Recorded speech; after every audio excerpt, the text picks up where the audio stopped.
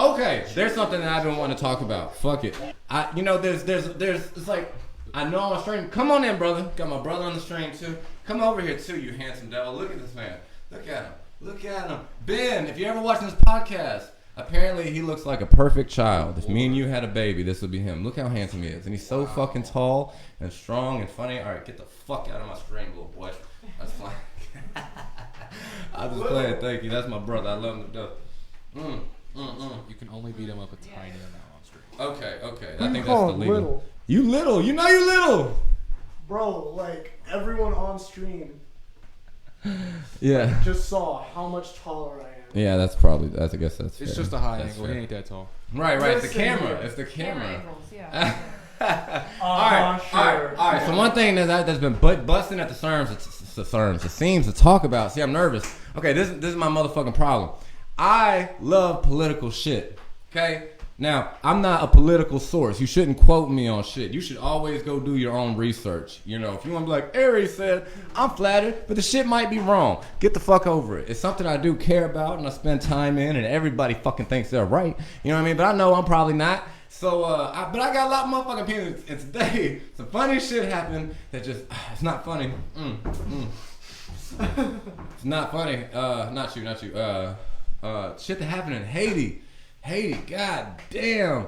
Rest in peace and thoughts and prayers and vibes and all that shit to y'all. Today, okay, look, y'all think what y'all want to think about it. Okay.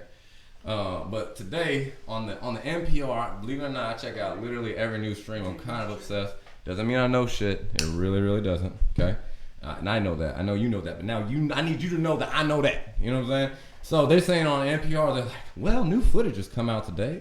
And what sounds like, she really did. They're like, sounds like, and all, and old skeezy ass, you can hear English voices during the assassination on the motherfucking Haitian president.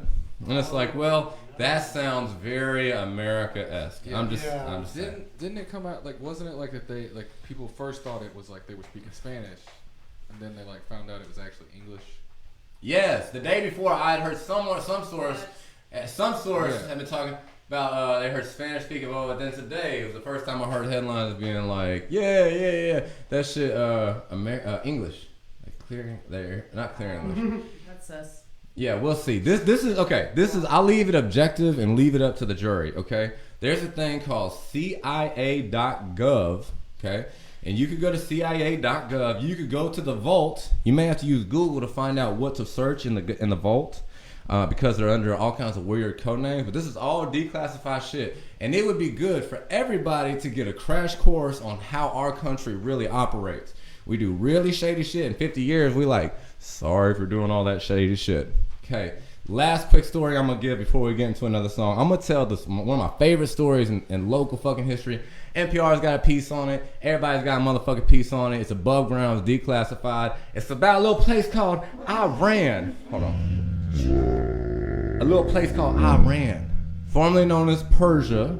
Okay? It's in the Middle East. Iran, this funky little place.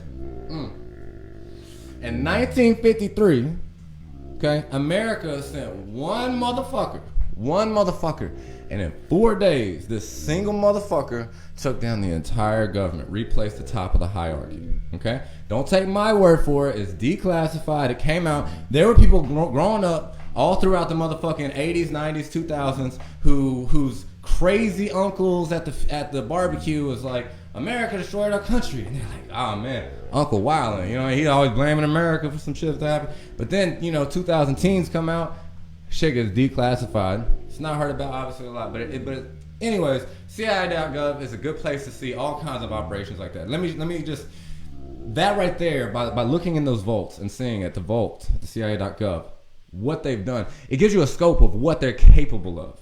Okay, they unfortunately, you know what? Who knows? Maybe that's too far to say.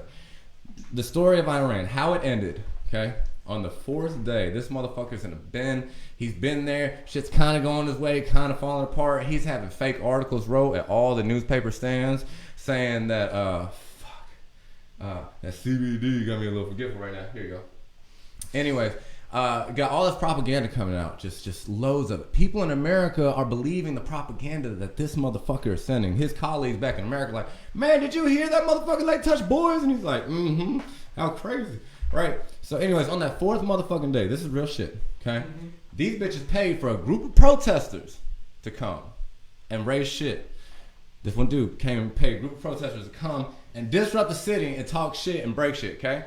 Paid another group of protesters in Iran, Persia, okay, to clash with the first group of protesters in another fucking country. You hear what I'm saying to you, okay?